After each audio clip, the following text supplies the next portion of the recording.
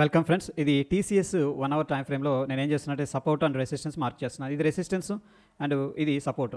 ప్రస్తుతం ఏంటంటే మార్కెట్ యొక్క స్ట్రక్చర్ డౌన్ ట్రెండ్‌లో కిందకి కనిపిస్తుంది కాబట్టి మనం ఇంపార్టెంట్ రెసిస్టెన్స్ లెవెల్స్‌ని ఐడెంటిఫై చేయొచ్చు. దానికోసం ఫిబొనాకీ అనేది హెల్ప్ చేస్తుంది. ఇక్కడ చూడండి స్వింగ్ హై నుంచి నేనేం చేస్తున్నానంటే కింద స్వింగ్ లో ఏదైతే ఉందో దానికి మార్క్ చేశాను.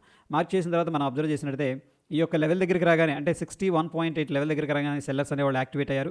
సో ఏంటంటే ఆ లెవెల్స్ దగ్గర మన ప్రైస్ యాక్షన్ బట్టి ఈ యొక్క షార్ట్ అనేది ప్లాన్ చేసుకోవచ్చు.